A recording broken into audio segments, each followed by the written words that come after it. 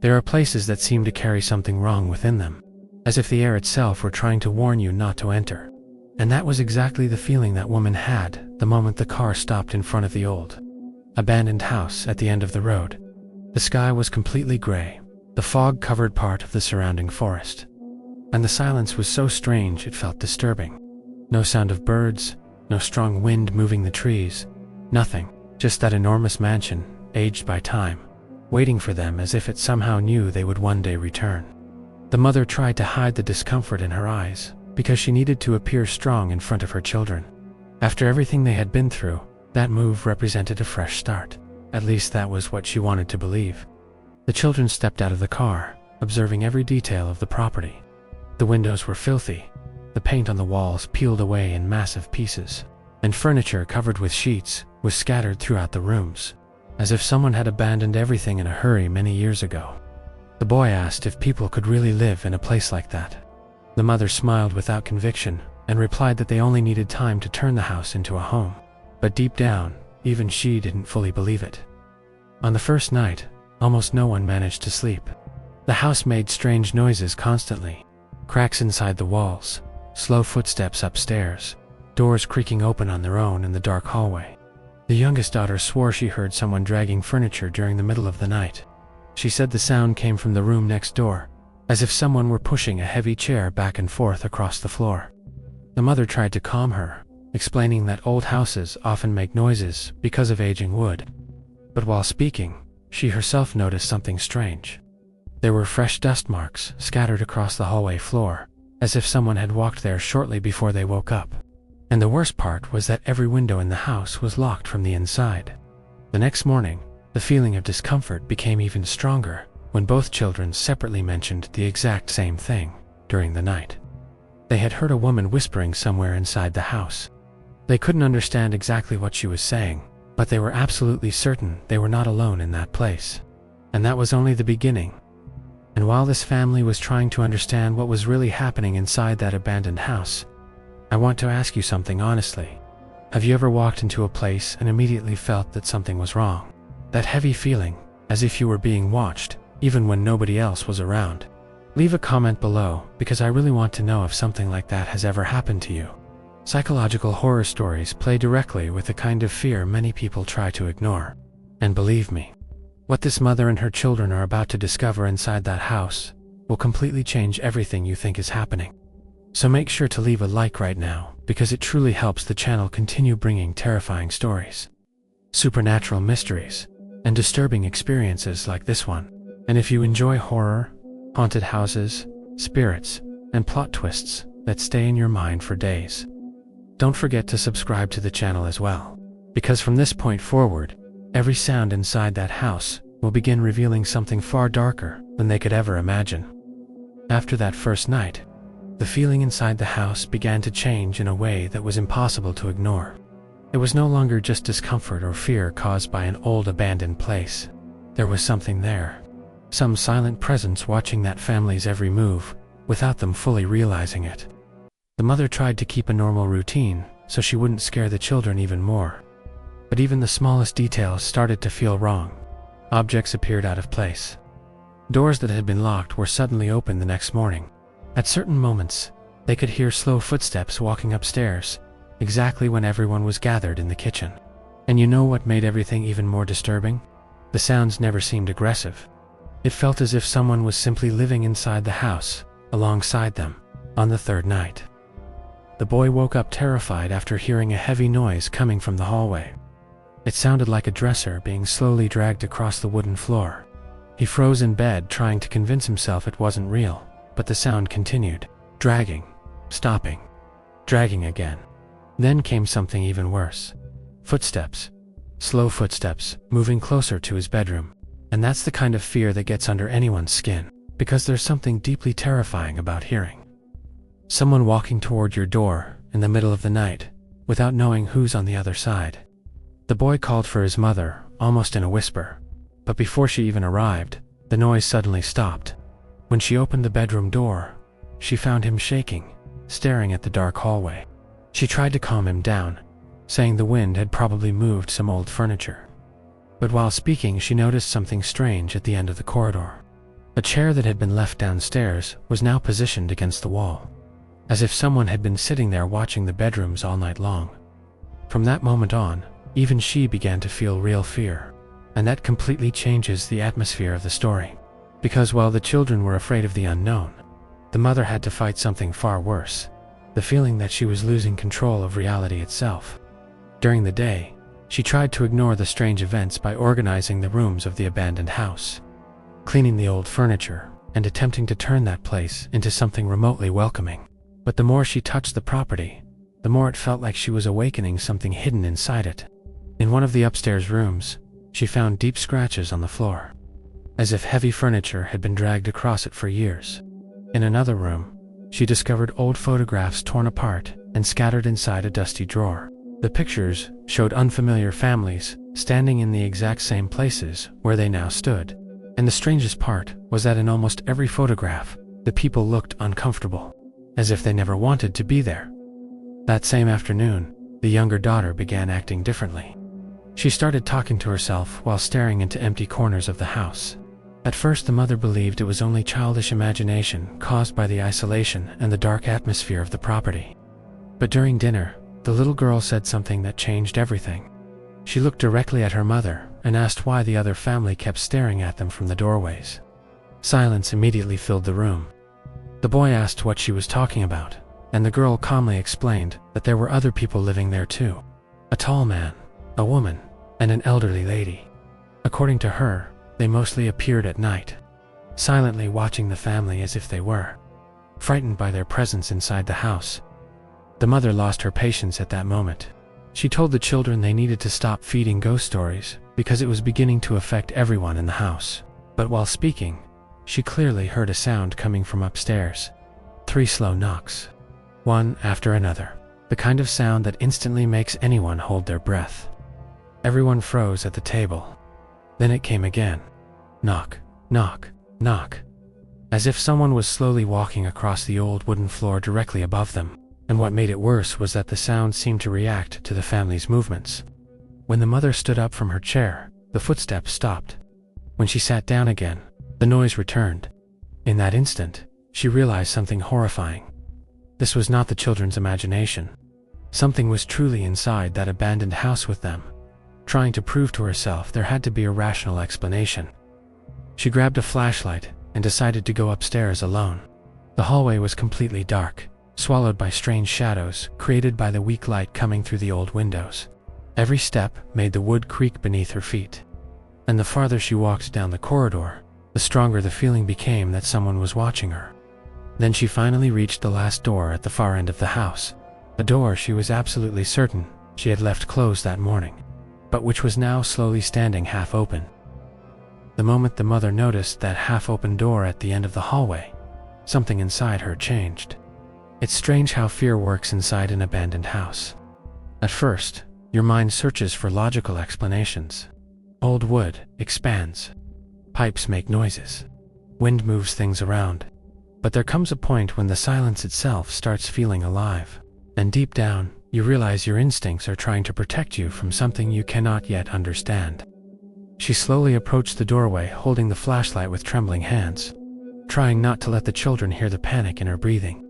The weak beam of light crossed the dark room, little by little, revealing dust floating in the air. Old furniture covered in white sheets and cracked wallpaper peeling away from the walls like dead skin. Nothing seemed unusual at first. No movement, no figures standing in the shadows. But then she noticed something impossible. In the center of the room, directly over the thick layer of dust covering the floor, there were fresh footprints, not old marks. Not stains left by time. Fresh footprints. Someone had been inside that room recently. The mother froze completely. Every survival instinct told her to walk away immediately, but fear has a strange effect on people. Sometimes the more terrified we become, the more desperate we are to understand what's hunting us. She stepped further into the room, following the footprints with the flashlight.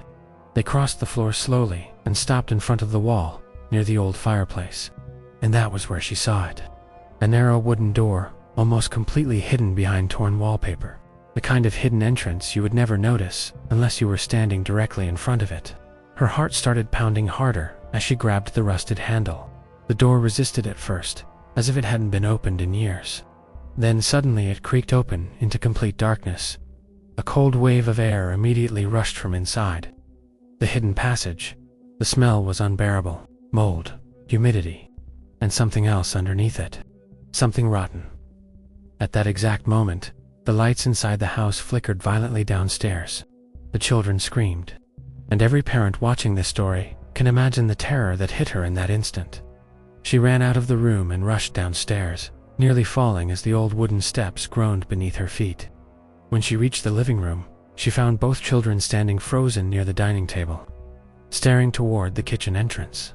The boy could barely speak. He pointed toward the darkness and whispered that someone had just walked past the doorway. Not a shadow, not a reflection, an actual person. The mother immediately turned the flashlight toward the kitchen, but there was nobody there. Still, something felt horribly wrong. The chairs around the table had changed positions again. One of them now faced directly toward the hallway, as if someone had been sitting there moments earlier watching the family. And then came the sound. Slow knocking. 3 times. Coming from inside the walls. Knock. Knock. Knock. The younger daughter burst into tears and covered her ears. She said the whispering woman was back. Only this time, she could understand what the voice was saying. The mother knelt in front of her, desperately asking what she heard. The little girl stared at her with terrified eyes before whispering something that made the entire atmosphere of the story darker in an instant. She keeps asking why we're still here. And honestly, that single sentence changes everything. Because up until now, the family believed something inside the house wanted to hurt them. But what if the truth was far worse?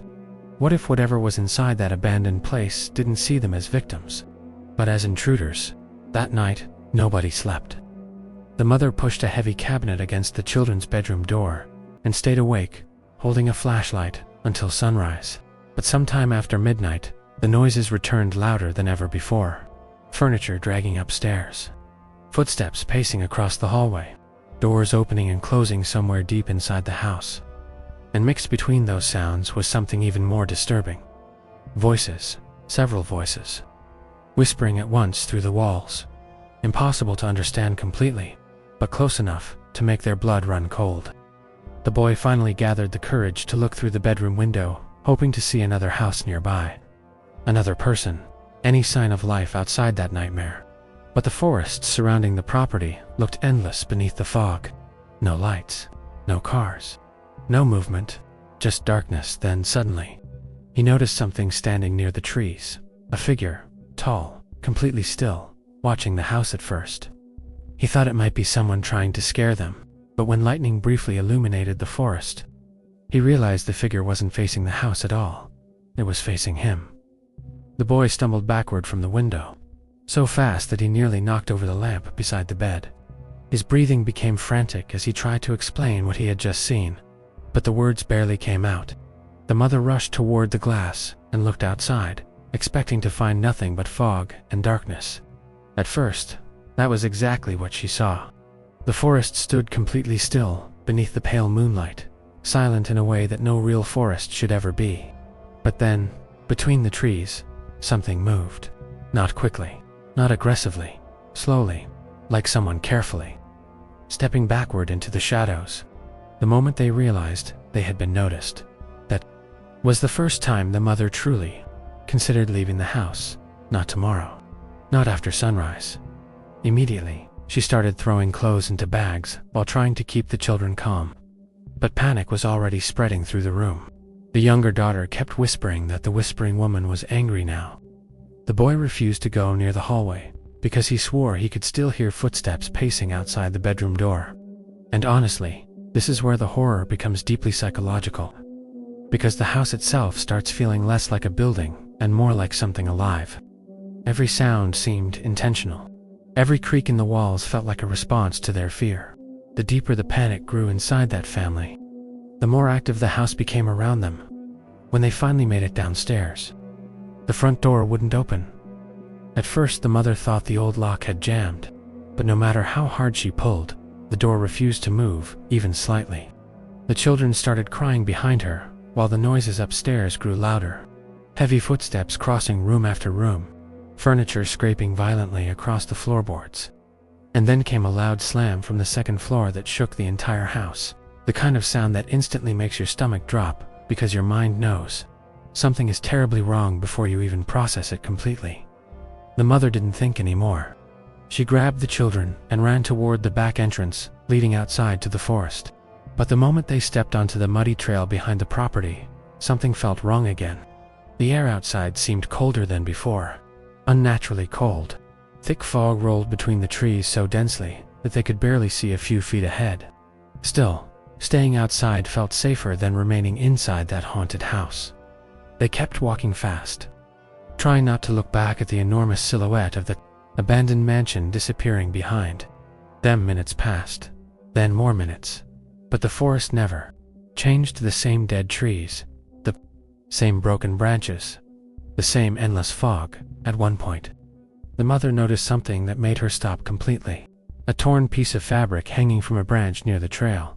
It belonged to the younger daughter's coat, but that was impossible. They had never walked through that area before. Fear immediately took over. She turned around slowly and realized something horrifying.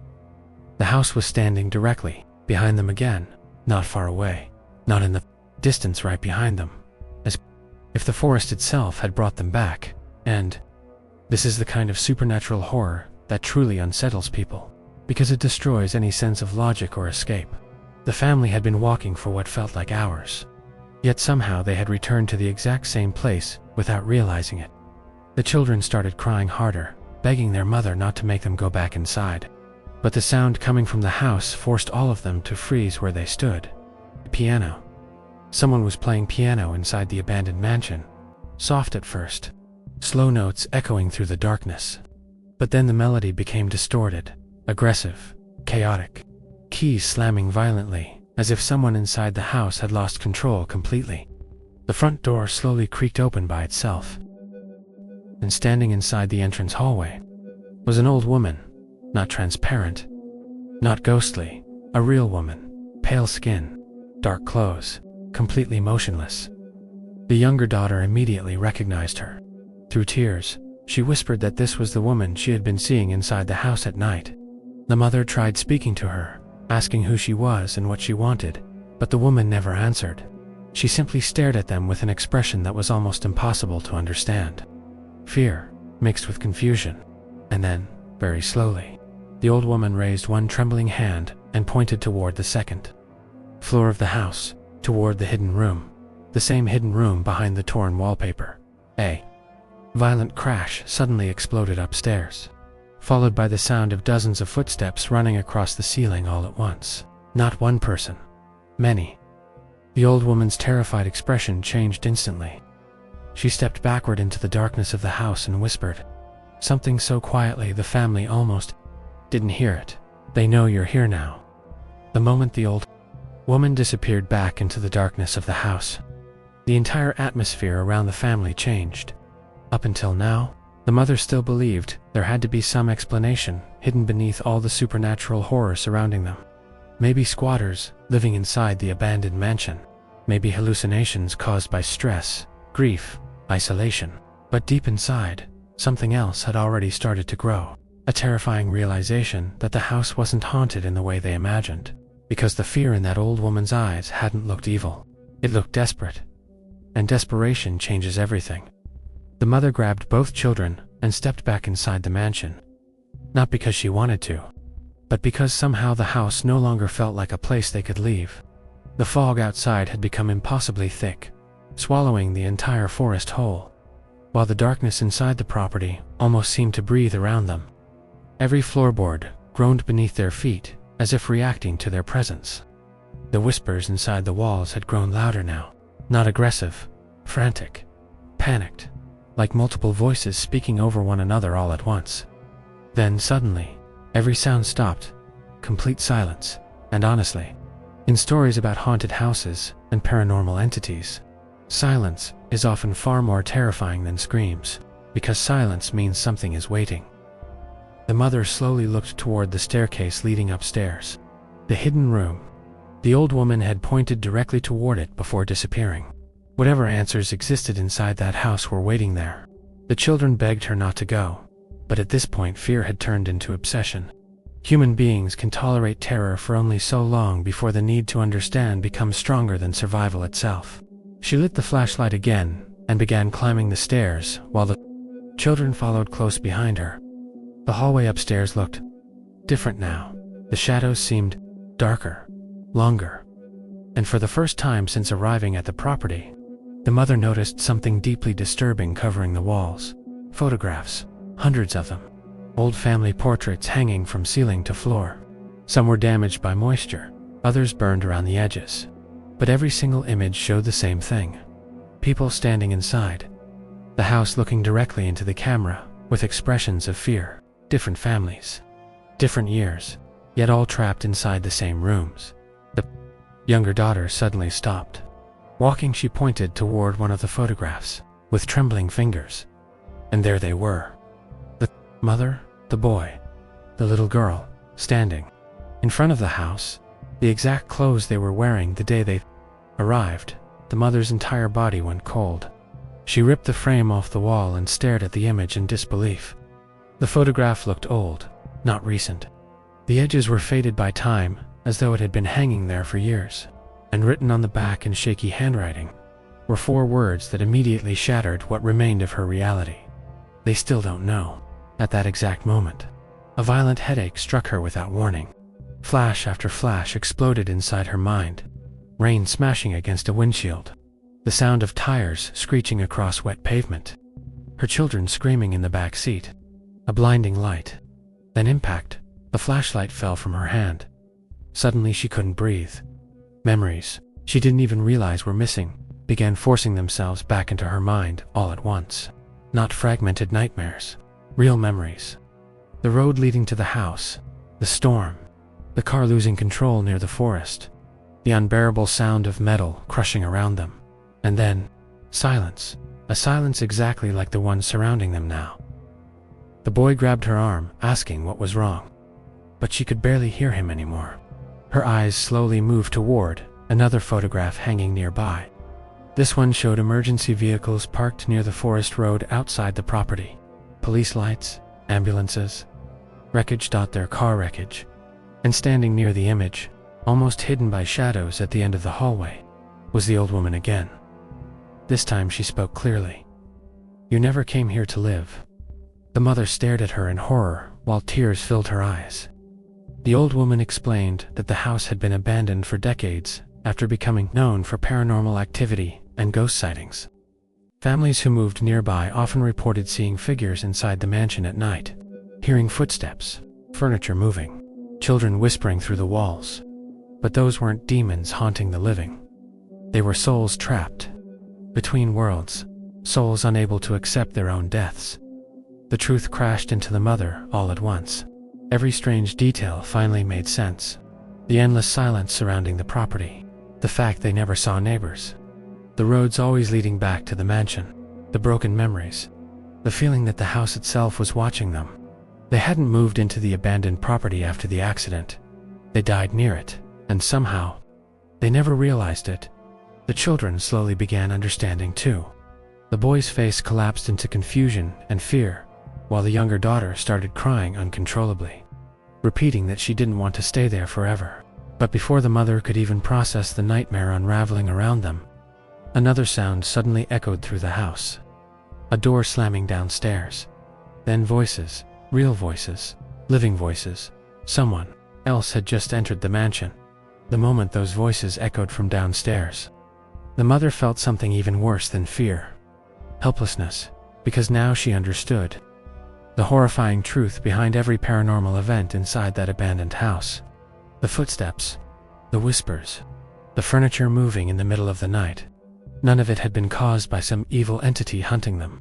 It had been living people reacting to their presence all along. Real families entering the mansion, hearing noises upstairs, seeing shadows in dark hallways, terrified by ghosts that didn't even know they were dead. And somehow, that realization hurt more than the haunting itself.